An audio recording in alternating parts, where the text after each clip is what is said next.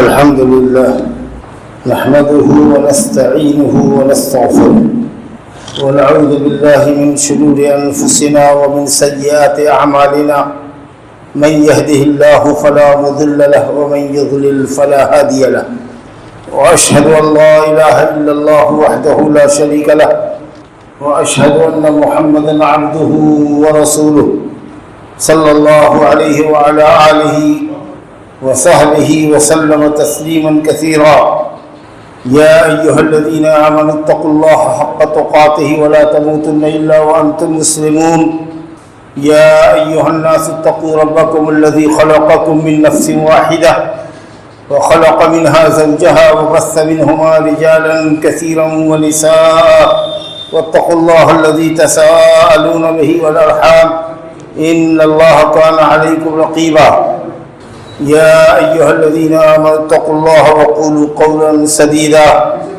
يصلح لكم أعمالكم ويغفر لكم ذنوبكم ومن يطع الله ورسوله فقد فاز فوزا عظيما أما بعد فإن خير الحديث كتاب الله وخير الهدي هدي محمد صلى الله عليه وسلم وشر الأمور محدثاتها وكل محدثة بدعة وكل بدعة ضلالة وكل ضلالة في النار أعوذ بالله من الشيطان الرجيم وهو الذي جعل الليل والنهار خلفة لمن أراد أن يذكر أو أراد شكورا وقال النبي المصطفى صلى الله عليه وسلم نعمتان مغبون فيهما كثير من الناس الصحة والفراغ رواہ البخاری فی صحیحہ عن ابن عباس رضی اللہ تعالی عنہ مرفوعا۔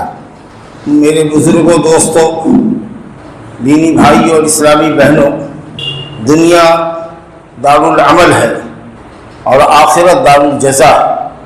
دنیا مختصر اور سریع الزوال ہے، آخرت دائمی اور ہمیشہ باقی رہنے والی ہے۔ ہم جس طرح کا عمل دنیا میں کرتے ہیں اس کی جزا اور سزا ہمیں دنیا اور آخرت میں تو ملتی ہی ہے، لیکن اصل جزا اور سزا آخرت میں ملے گی۔ جس طرح کا بیج ہم دنیا میں بوئیں گے عمل کا، ویسے ہی فصل ہم آخرت میں کاٹیں گے۔ مومن کی حیثیت اس دنیا کی زندگی میں ایک پردیسی کی ہے یا مسافر کی۔ پردیسی پردیس میں ہوتا ہے چند دنوں کے لیے اپنی حاجت اور ضرورت کے لیے، جیسے ہی ضرورت پوری ہوتی ہے فوراً اپنے بال بچوں میں لوٹ کر آ جاتا ہے اور ضرورت کے مطابق ہی سامان لے کر جاتا ہے، زیادہ بوجھل اپنے آپ کو نہیں کرتا۔ اور پردیسی سے زیادہ تو مسافر پریشان ہوتا ہے کہ کب سے کب اپنی منزل پر پہنچے اور اپنا کام وہاں نپٹا کر وہ گھر لوٹتا ہے، اپنے بال بچوں کو پا کر سکون اطمینان محسوس کرتا ہے۔ تو ضرورت کے مطابق پردیسی جتنا دن پردیس میں رہتا ہے، جتنے دن پردیس میں رہتا ہے، یا مسافر جتنی جلدی اپنی منزل پر پہنچنا چاہتا ہے، آپ بالکل وہی سمجھیے کہ آپ کے دنیا میں رہنے کی حیثیت وہی ہے۔ آپ کی منزل آخرت ہے۔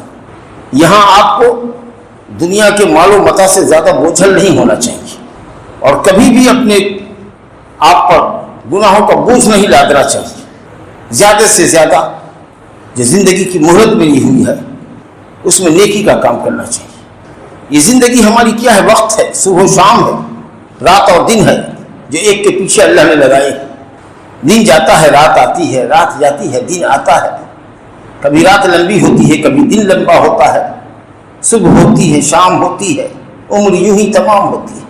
جیسے جیسے وقت گزرتا ہے ہم اپنی موت سے قریب ہوتے جاتے ہیں۔ انسان کی زندگی اور عمر کو اگر آپ بانٹیے گا تو ایک وقت وہ ہے ہمارا جو زندگی کا گزر گیا۔ اب یہ ہماری زندگی کا 60-62 سال یا کسی کی زندگی کا 10 سال 20 سال 25 سال 50 سال جو بھی گزرا ہوا وقت پھر لوٹ کر نہیں آ سکتا، کسی قیمت پر نہیں آئے گا، کوئی طاقت نہیں لا سکتی اس کو واپس۔ اللہ اس کا کوئی عوض ہم کو مل سکتا ہے۔ اور آنے والا جو دن ہے ہماری زندگی کا، معلوم نہیں کہ ہم کو ملے گا کہ نہیں ملے گا۔ ہمارے پاس جو ہمارا وقت ہے وہ آج کا ہے، جس وقت ہم آپ سے مخاطب ہیں، آپ ہماری بات سن رہے، یہی وقت ہمارا ہے۔ اس کے بعد کا وقت کیا ہوگا، ہم زندہ رہیں گے کہ نہیں رہیں گے، ہمارا شمار زندہ لوگوں میں ہوگا کہ مردوں میں ہوگا، یہ اللہ کے سوا کوئی نہیں جانتا۔ وقت بڑی قیمتی چیز ہے، سونے چاندی اور ہیرے جواہرات سے زیادہ قیمتی چیز ہے، جس کو ہم بے دردی کے ساتھ گنواتے ہیں۔ گھنٹوں بیٹھ کر کے تاش بازی کرتے ہیں، لہو و لعب کرتے ہیں، شطرنج کھیلتے ہیں، کیرم بورڈ کھیلتے ہیں، غیبت کرتے ہیں، چغلی کرتے ہیں، گھنٹوں۔ زندگی کے اوقات کو 3 حصے میں بانٹو، ہر دن کو 3 حصے میں بانٹو۔ ایک حصہ وہ ہو جس میں تم اللہ تعالیٰ سے مناجات کرو، دعا و مناجات کرو۔ ایک حصہ زندگی کا وہ ہونا چاہیے جس میں اپنے عملوں کا بیٹھ کر حساب لو کہ کیا کمایا ہے، کیا کھویا ہے، کیا نیکی کی ہے، کیا بدی کی ہے۔ زندگی کا حساب کرتے رہو، اپنے گناہوں پر نادم اور شرمندہ ہوتے رہو، اللہ تعالیٰ سے معافی مانگتے رہو، اور 1/3 حصہ اپنے بال بچوں کی روٹی کے لیے استعمال کرو۔ جو وقت بھی ملے اس کو جائز کام میں لگاؤ، فائدہ کے کام میں لگاؤ، دین دنیا کا جس میں فائدہ ہو وہی کام کرو۔ کوئی کام نہیں ہے تو باہر چوک چوراہے پر شکوہ شکایت بدگوئی کرنے سے بہتر ہے کہ اپنے بال بچے میں چلے آؤ، بیوی کے ساتھ بیٹھو، بچوں کے ساتھ بیٹھو، بچوں کو کچھ تربیت کرو، نصیحت کرو، آرام کرو۔ یہ 1000 گنا بہتر ہے چوک چوراہے پر فضول بکواس کے لیے بیٹھنے سے۔ یہ احساس ابھی زندگی کا نہیں ہو رہا ہے کہ کتنی بے دردی کے ساتھ زندگی کے اوقات کو گنوا رہے ہو۔ اس کی قیمت کا احساس انسان کو اس وقت ہوتا ہے جب موت اس کے سینے پر دستک دیتی ہے، اور موت کا فرشتہ جب اس کو کہتا ہے کہ چلو نکلو اب تمہارا وقت ہو گیا، تو تمنا کرتا ہے کہ کاش تھوڑی سی مہلت مل جاتی۔ اللہ فرماتا ہے وَأَنفِقُوا مِمَّا رَزَقْنَاكُم مِّن قَبْلِ أَن يَأْتِيَ أَحَدَكُمُ الْمَوْتُ فَيَقُولَ رَبِّ لَوْلَا أَخَّرْتَنِي إِلَىٰ أَجَلٍ قَرِيبٍ فَأَصَّدَّقَ وَأَكُن مِّنَ الصَّالِحِينَ وَلَن يُؤَخِّرَ اللَّهُ نَفْسًا إِذَا جَاءَ أَجَلُهَا وَاللَّهُ خَبِيرٌ بِمَا تَعْمَلُونَ۔ اللہ کے راستے میں جو کچھ خرچ کر سکتے ہو خرچ کر لو قبل اس کے کہ تم میں سے کسی کو موت آئے، اور اس وقت وہ تمنا کرے کہ کاش تھوڑی مہلت مل جاتی تو کچھ اللہ کے راستے میں خیرات کرنے کی تلقین اور وصیت کر دیتے، تاکہ یہ خیرات آخرت میں ہماری نجات کا ذریعہ بنتا۔ اس کی فکر دنیا میں نہیں رہی، لیکن اب موت کے وقت ہو رہی ہے۔ اللہ کہتا ہے ہرگز نہیں، وَلَن يُؤَخِّرَ اللَّهُ نَفْسًا إِذَا جَاءَ أَجَلُهَا، جب کسی کا اجل پورا ہو جائے گا، موت آ جائے گی، موت کا وقت آ جائے گا، تو ہرگز مہلت نہیں ملے گی، لاکھ تمنا کرو گے، اس وقت ایک لمحہ بھی تم کو کسی قیمت پر دستیاب نہیں ہوگا۔ آج گھنٹوں ضائع کر رہے ہو، کل ایک لمحے کے لیے ترسو گے۔ مومن جو جنت میں جائے گا تو حسرت کرے گا، افسوس کرے گا دنیا کے ان اوقات پر جن اوقات کو اس نے دنیا میں ضائع کیا تھا، بغیر ذکر و اذکار کے وقت ضائع ہو گیا تھا اس پر وہ جنت میں افسوس کرے گا کہ کاش اس وقت کو کام میں لائے ہوتے، ذکر و اذکار کیے ہوتے، کچھ اللہ تعالیٰ کی عبادت کیے ہوتے، قرآن کی تلاوت کیے ہوئے ہوتے، تو آج اس کا بینیفٹ ہم کو ملتا جنت میں۔ ہائے ہائے ہائے، وہ وقت جو فلاں کے ساتھ گزارا تھا، فلاں جگہ گزارا تھا، کاش کہ وہ وقت ہمارا عبادت میں گزرتا، اللہ کے ذکر میں گزرتا۔ لیکن اس وقت حسرت کرنے سے کیا فائدہ، افسوس کرنے سے کیا ہوگا؟ افسوس اس وقت کرو کہ کتنی عمر تم نے گزار دی غلط کاموں میں، اب جو عمر باقی ہے معلوم نہیں اب کتنی باقی، اس کا حساب تو صرف اللہ کے پاس ہے۔ اس لیے توبہ کرو، اللہ کی طرف مائل ہو، اپنے عمل کا حساب لو، اپنے وقت کا حساب کرو قبل اس کے کہ اللہ رب العالمین تمہارا حساب کر لے۔ حاسبوا انفسکم قبل ان تحاسبوا، قبل اس کے کہ تم سے اللہ حساب لے، اپنا حساب آپ کرو۔ پوری زندگی کا کیا ہوا غلط کام تم کو یاد آ جائے گا، آنکھ بند کر کے یاد کرو کہ زندگی میں کب سے جوان ہوئے ہو، ہوش سنبھالا، کیا کیا کچھ کیا ہے، کب سے نماز پڑھنا شروع کیا، کتنی نمازوں کو ضائع کیا ہے، کتنی مرتبہ لوگوں کو چیٹ کیا ہے، دھوکہ کیا ہے۔ تمہارا کرتوت ایک دم پورا کا پورا تمہاری آنکھوں کے سامنے آ جائے گا۔ جس کو دھوکہ چیٹ کیا ہے اس سے معافی مانگو، کسی کا کوئی سامان ہڑپ لیا ہے اس کو واپس کر دو، کیونکہ وہ حق العباد ہے، وہ معاف نہیں ہوگا۔ اور برائی اگر ہوئی ہے تو اللہ سے حضور توبہ کر لو، اور اب جو باقی زندگی ہے اس کو نیکی کے ساتھ گزار لو۔ تو اگر توبہ استغفار کر کے نیکی کی راہ پر لگو گے تو پوری زندگی کے گناہ اللہ تعالیٰ معاف کر دے گا، اور اب یہاں سے نیکی شمار کر لے گا۔ اور اگر برائی میں رہے تو آگے اگلی برائی تو شمار کرے گا ہی، پچھلی بھی تمام برائیوں کو شمار کر لے گا۔ اور سچے دل سے توبہ کرو گے تو پچھلی تمام برائیوں کو اللہ تعالیٰ معاف کر دے گا، اور یہاں سے جو نیکی کی راہ پر لگو گے اس نیکی کو اللہ قبول فرمائے۔ وقت کی اہمیت کو جتانے کے لیے اللہ رب العالمین نے قرآن مجید میں جا بجا وقت کی قسم کھائی، فجر کی قسم کھائی، والفجر، سورہ فجر کے نام سے قرآن مجید میں 30واں پارہ میں ایک سورہ ہے، والفجر ولیال عشر، قسم ہے فجر کے وقت کی۔ اللہ کتنا مبارک وقت ہوتا ہے جس میں ہم سوئے ہوتے ہیں، فرشتہ آسمان سے اترتا ہے اور ایک ٹیم جو عصر کے وقت آئی ہوئی ہوتی ہے دنیا میں وہ فجر کے وقت آسمان پہ چڑھتی. اللہ رب العالمین بندوں کے حال کو جان رہا ہوتا ہے، پھر بھی وہ پوچھتا ہے ان فرشتوں سے جو آسمان پہ چڑھ رہے ہیں، عصر کے وقت کے آئے ہوئے فرشتوں کی جماعت جو فجر میں چڑھ رہی ہوتی ہے، تم نے میرے بندے کو کیسا پایا؟ جب دنیا میں عصر کے وقت میں گئے تھے تو کس حال میں پایا، اور ابھی جو چڑھے ہو فجر میں، فجر کے بعد تو کس حال میں پایا؟ تو جو نمازی ہوتا ہے اس کے حق میں فرشتہ گواہی دیتا ہے، اتیناہم وہم یصلون وفارقناہم وہم یصلون. جب ہم دنیا میں گئے تھے عصر کے وقت نماز پڑھ رہا تھا، اور جب ہم نے دنیا چھوڑی ہے اس وقت بھی وہ نماز میں تھا. اللہ کیسی خوش قسمتی ہے اس شخص کی کہ اس کے حق میں فرشتہ وہاں گواہی دے رہا ہے اللہ تعالیٰ کے ساتھ. اور اس کے برعکس اگر چوک چوراہے پر آپ ہیں اور صبح میں فجر کی آذان سن کر کے جگ کر کے الجھائے ہوئے ہیں، سستی اور کاہلی کی چادر اوڑھے ہوئے ہیں، تو آپ کے حق میں فرشتہ کیا گواہی دے گا وہ آپ خود فیصلہ کیجیے. تو فجر کے وقت کی اللہ نے کھائی. صبح جب نکلتی ہے، سورج نکلتا ہے، اللہ کہتا ہے والصبح اذا تنفس، جب صبح نمودار ہوتی ہے اللہ کہتا ہے اس وقت کی قسم کھائیے. والضحیٰ واللیل اذا سجا، چاش کے وقت کی قسم کھائیے جس میں تم ناشتہ کرتے ہیں. اللہ نے کہا واللیل اذا یغشا، رات جب ڈھانپ لے، قسم ہے اس رات کی جب ڈھانپ لے، رات کی قسم کھائیے. اور ایک جگہ قرآن نے کہا والعصر، قسم ہے زمانے کی، تمام انسان گھاٹے میں ہیں. سورہ والعصر پڑھی، ان الانسان لفی خسر، تمام انسان گھاٹے میں. گھاٹے سے بچا ہوا کون ہے سوائے اس کے جس کے اندر 4 صفت ہو؟ وہ سب گھاٹے سے بچا ہوا ہے. اللہ پر صحیح ایمان رکھتا ہو، نیک اعمال کرتا ہو، اور نیکی کرنے کی ایک دوسرے کو تلقین کرتا ہو. ہے فلانے بھائی کاہے نہیں نماز پڑھتے ہو، کیا اسکاش بازی کرتے ہو، کیا ہی جوا کھیلتے ہو، حرام عمل کرتے ہو، بوڑھے ہو گئے. اور ظاہر ہے کہ جب یہ بات نصیحت کی سمجھایا تو بگڑ گیا. لیکن 4 آدمی کے سامنے مت کہو تاکہ شرمندہ نہ ہو، تنہائی میں کہو. تو اگر بگڑ گیا تو ذرا برداشت کیا، صبر کیا. نصیحت کرنے والے کو ڈانٹ ڈپٹ لوگوں کی سننی ہی پڑتی ہے، جلی کٹی سننی ہی پڑتی ہے. حضرات انبیاء کرام سے زیادہ خیر خواہ انسانیت کا کون ہوگا؟ اور کس قدر ان کو تکلیف سہنی پڑی، کس قدر جلی کٹی انہوں نے برداشت کی، کتنی قوم کی تکلیف اور اذیتیں برداشت کی. اسے جب کسی کو خیر کی نصیحت کرو گے، وصیت کرو گے تو باتیں سننی پڑیں گی. تو اللہ کہتا ہے وتواصوا بالصبر، صبر کی بھی تلقین کرو ایک دوسرے کو. کوئی کہے دیکھیے نا فلانے کو ایسا کہا ہے تو بگڑ گیا، ایک دم ہاتھ پیر چھوڑ کر کے بگڑ گیا. جو لوگ دین کا کام کرتے ہیں، دعوت کا کام کرتے ہیں، اصلاح کا کام کرتے ہیں، ان کو جلی کٹی سننی پڑتی ہے. برداشت کرو، اللہ کے یہاں بڑا ثواب ملے گا. اس طریقہ سے ایک دوسرے کا حوصلہ بڑھاؤ. تو جن کے اندر یہ 4 صفت ہے کہ ایمان والے ہیں، نیک عمل کرتے ہیں، بھلی باتوں کا لوگوں کو حکم دیتے ہیں، برائی سے روکتے ہیں، اور اگر اس راہ میں کوئی تکلیف ان کو سننی پڑتی ہے تو اس پر صبر کرتے ہیں، ایسے لوگ گھاٹے سے بچے. یہ ہے زندگی. اس زندگی کی بے ثباتی کو کیا بتائیں؟ کتنی زندگی کیسی ہے، اس کی حقیقت پانی کا بلبلہ دیکھتے نا ہوتا ہے ختم ہو جاتا ہے. کیسی بے ثباتی ہے زندگی کی. ایک آدمی، ہم میں سے کوئی آدمی ہو سکتا ہے جو بیوی کو کہ ناشتہ بنا کے رکھے، چوراہے پر سے آتے ہیں ناشتہ کریں گے، نکلنا ہے مدھوبنی مثال کے طور پر. بیوی نے کہا ٹھیک ہے بناتی ہوں جلدی جلدی. اور وہ آدمی گیا چوراہے پر، موت اس کی لکھی ہوئی تھی. ادھر سے تو گیا اپنی سواری پر، ادھر سے لایا جا رہا ہے کندھے پر لاد کر. کہیں گیا لیکن دن میں لوٹ نہیں سکا. کرتا پیجامہ کوٹ وغیرہ سب پہن کر کے بٹن وغیرہ ٹاپ کر کے گیا، لیکن غسل دلانے کے وقت میں اس کا بٹن کھولا جا رہا ہے.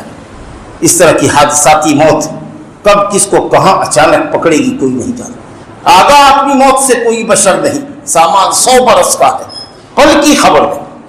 ہر وقت اپنی موت کو سامنے رکھو، اور جینے کی جو مہلت اللہ نے عطا فرمائی ہے اس کو غنیمت جانا. حضرت عبداللہ بن عمر رضی اللہ عنہ کی اس وصیت کو یاد کرو.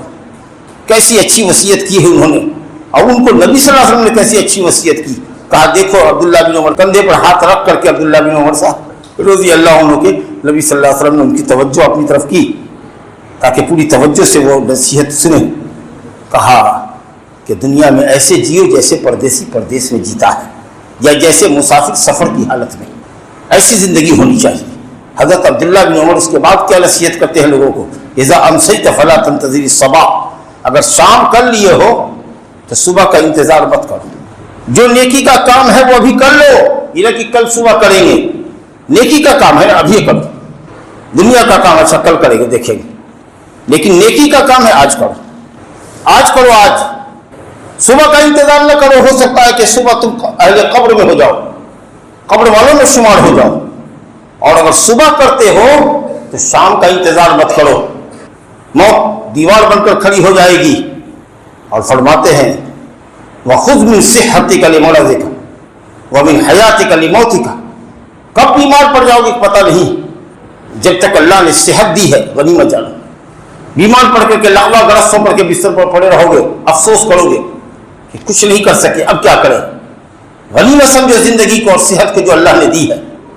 وَمِنْ حَيَاتِكَ لِمَوْتِكَ، اور موت سے پہلے زندگی کو غنیمت جانو، بیمار ہونے سے پہلے صحت کو غنیمت جانو۔ صحت اور بیماری اور موقع ہمیشہ نہیں رہتا ہے۔ آج پیسہ ہے جیب میں، ضروری نہیں کہ کل ہوگا۔ آج فرصت ہے، کل مشغول ہو جاؤ گے۔ آج صحت مند ہو، کل بیمار پڑ جاؤ گے۔ آج جوان ہو، کل بوڑھے ہو جاؤ گے۔ نہیں ملے گا موقع کام کرنے کا۔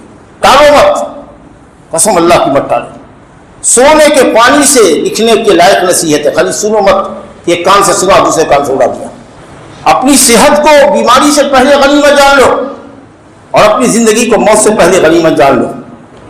اپنی جوانی کو بڑھاپے سے پہلے، یہی وقت کرنے کا ہے کچھ جوانی کا، جس کو بدمستی میں گزارتے ہیں، ہائے ہائے یوٹیوب پر فیس بک پر گزارتے، بے حیائی کے مناظر دیکھتے، بے حیائی کے قصے سنتے، یہی جوانی ہے تمہاری۔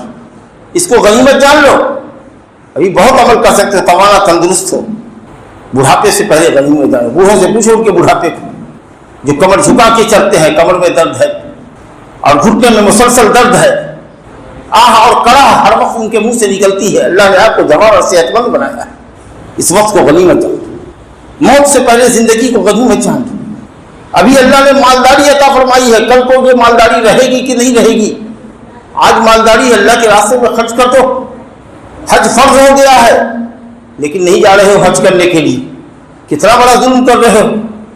ایسے بھی لوگ ہیں جو 10 سال پہلے جاتے تو 1 لاکھ میں حج کر کے چلے آتے، پیسہ تھا ان کے پاس، آج 5 لاکھ روپیہ لگ رہا ہے، سوچنا پڑ رہا ہے کہ کریں کہ نہ کریں۔ حالانکہ آج 5 لاکھ کی کوئی حیثیت نہیں ہے۔ 2 کٹھا زمین سڑک کے کنارے کھیت میں بیچے گا، آبادی سے 1 کلومیٹر دور، تو 2 لاکھ 2.5 لاکھ روپیہ کٹھا بکے گا۔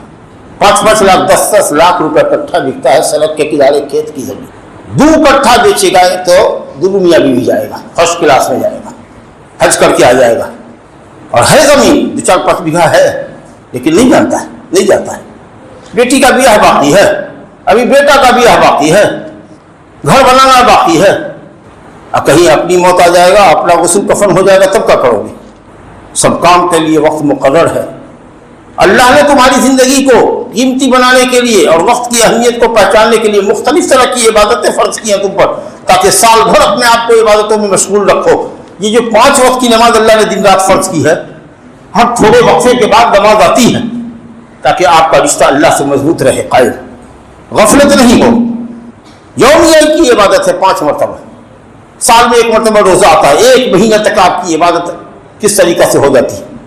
سال میں آپ زکوٰۃ دیتے ہیں، یا کھیتی کرنے والے لوگ جب ان کی فصل تیار ہوتی ہے اور نصاب کو پہنچتی ہے وہ زکوٰۃ دیتے ہیں۔ اور ابھی دیکھو یہ شوال ذی-قعدہ چل رہا ہے، اب پچھلا مہینہ جو گزرا شوال، رمضان کے بعد والا مہینہ، اور اس کے بعد یہ مہینہ ذی-قعدہ اور آگے ذی الحجہ۔ عمرہ اور حج کرنے کے لیے ساری دنیا سے مسلمان جا رہا ہے۔ اب یہ 3 مہینہ تک لوگ وہاں پہنچے گا، باری باری سے جا رہا ہے، آگے پیچھے جا رہا ہے، آگے پیچھے وہاں سے نکلے گا۔ 13 تاریخ کو حج ختم ہو جائے گا، اس کے بعد سے پھر وہاں سے واپسی کا سلسلہ شروع ہوگا۔ مہینہ ختم ہوتے ہوتے ہوتے ہوتے ہر آدمی اپنی اپنی جگہ پر چلا جائے۔ اس طریقے سے اللہ نے عبادتوں میں آپ کو مشغول رکھا ہے، وقت کو بچانے کے لیے، وقت کی حفاظت کرنے کے لیے۔ اس لیے بہت غنیمت سمجھنا ہے وقت کو، یہ بہت بیش قیمتی چیز ہے۔ ٹال مٹول مت کرو توبہ کرنے میں، کل کا انتظار مت کرو، نیکی کی طرف سبقت کرو، نیکی کی طرف سبقت کرو۔ تمہارا نیکی کی طرف سبقت کرنا اس بات کی دلیل ہوگی کہ تم کو اللہ پر ایمان ہے، تمہارا ایمان اور یقین اللہ پر پختہ ہے، اس لیے نیک عمل کر رہے ہو۔ نیکی کرنا اس بات کی دلیل ہوگی کہ تم کو اس بات پر یقین ہے کہ کل قیامت ہوگی اور اللہ ہمارا حساب و کتاب لے گا، اس لیے تم عمل کر رہے ہو اور گناہوں سے توبہ کر رہے ہو۔ تمہارا نیکی کرنا اس بات کی دلیل ہوگی کہ اللہ تم سے محبت کرتا ہے، جس بندے سے اللہ محبت کرتا ہے اس کو نیکی کے کام کرنے کی توفیق دیتا ہے، نیکی کرنا اس کے لیے آسان بنا دیتا ہے۔ نیکی کرو گے، دعائیں کرو گے، اللہ تمہاری دعا کو قبول کرے گا، تمہاری تکلیفوں کو دور کرے گا۔ حضرت زکریا علیہ السلام بوڑھے ہیں، جس عمر میں بچہ پیدا نہیں ہوتا، بیوی باج ہے، پوری زندگی بانجپن میں گزر گئی، بوڑھی ہو گئی، بوڑھی وامرأتی عاقر، باج ہے، اپنے بھی بوڑھے ہو گئے ہیں، لیکن اولاد کی تمنا اللہ سے نہیں چھوڑ رہے. کہا اللہ مجھ کو کوئی اولاد دے جو میرے بعد تیرے دین کا جھنڈا بلند کرے، تیری توحید کو لوگوں کے سامنے پیش کرے، ایک اللہ کی بندگی کی طرف لوگوں کو بلائے. میرے بعد اس دعوت کو اٹھانے والا، دعوت کو پھیلانے والا کوئی ہونا چاہیے نا، میرا وارث دے جو لوگوں کو تیرے دین کی طرف، تیری توحید کی طرف بلائے. اللہ نے حضرت زکریا کی دعا سن لی اور ان کو یحییٰ عطا فرمایا. اللہ کہتا وہ اصلحنا لہ زوجہ، ہم نے اس کی بیوی کو اس لائق بنا دیا کہ وہ اس بڑھاپے میں، بانج عورت جو آج تک بانج تھی وہ بوڑھی ہو کر کے بھی حاملہ بن جائے، ہم نے اس لائق اس کو بنا دیا. کیوں؟ یہ پورا خانوادہ حضرت زکریا کا، ان کی بیوی کا، یہ سب جو تھے، انہم کانوا یسارعون فی الخیرات، یہ لوگ نیکی کی طرف سبقت کرتے تھے، لپکتے تھے. وَيَدْعُونَنَا رَغَبًا وَرَهَبًا، اور پوری رغبت سے اور پورے خوف سے اللہ کو پکارتے تھے. وَكَانُوا لَنَا خَاشِعِينَ، اور ہم سے ڈرتے تھے.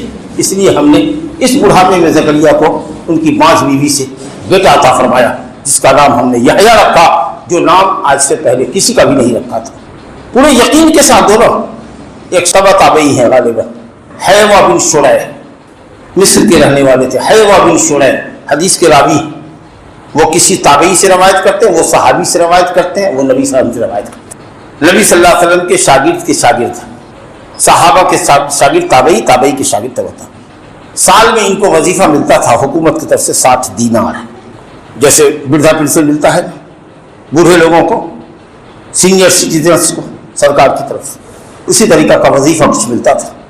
اب 4 مہینہ پر آیا، 6 مہینے پر آیا، 2000 روپیہ مثال کے طور پر آیا آپ کے پاس. اس آدمی کا عالم یہ تھا کہ جس جگہ پہ لیا وہیں پر بیٹھ جاتا تھا، اور جو بھی مسکین گزرے اس کو بلا کر کے 1 روپیہ بخش دیتا تھا. 1 روپیہ بھی جیب میں لے کے گھر نہیں جاتا.